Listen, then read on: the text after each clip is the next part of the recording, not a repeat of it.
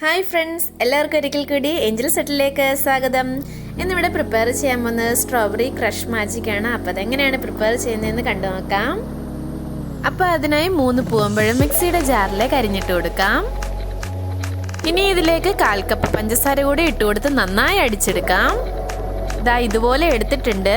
ഇനി ഇതിലേക്ക് 1/2 കപ്പ് പാൽപ്പൊടി കൂടി ഇട്ട് കൊടുക്കാം. 1/4 കപ്പ് സ്ട്രോബെറി സിറപ്പ് കൂടെ ഒഴിച്ചു കൊടുത്ത് നന്നായി അടിച്ചെടുക്കാം.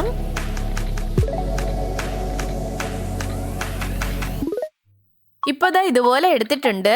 ഇനി ഇത് മറ്റൊരു പാത്രത്തിലേക്ക് ഒഴിച്ച് സെറ്റ് ആക്കാനേ ഫ്രിഡ്ജിൽ വെക്കാം.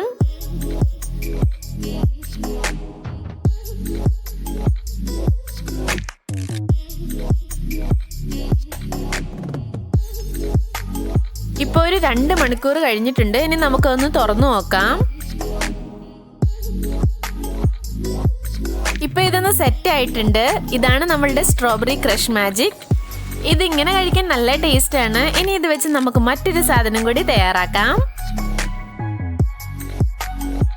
അതിനെ ഇനി നമുക്ക് മിക്സിയിൽ 1 കപ്പ് പാൽ ഒഴിച്ചു കൊടുക്കാം. തിളപ്പിച്ചാറിയ പാലാണിത്. നിങ്ങൾക്ക് പാല് തണുപ്പിച്ച് ഉപയോഗിക്കാവുന്നതാണ്. ഇനി ഇതിലേക്ക് 1 സ്പൂൺ സ്ട്രോബെറി ക്രഷ് മാജിക്കും കുറച്ച് നട്ട്സും ചേർത്ത് നന്നായി ഒന്ന് അടിച്ചെടുക്കാം.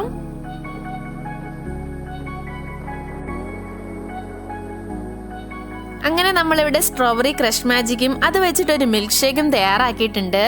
ഇതിങ്ങനെ ഉണ്ടാക്കി ഫ്രിഡ്ജിൽ വെച്ച് ഇതുപോലെ പാലിനകത്തിട്ട് ആവശ്യമുള്ളപ്പോൾ മിക്സ് ചെയ്ത് കുടിക്കാനും നല്ല ടേസ്റ്റാണ്. കുട്ടികൾക്കെല്ലാം തീർച്ചയായും ഇഷ്ടപ്പെടും. അപ്പോൾ എല്ലാവരും ട്രൈ ചെയ്ത് നോക്കുക. നെക്സ്റ്റ് വീഡിയോ ആയി നമുക്ക് വീണ്ടും കാണാം. ബൈ.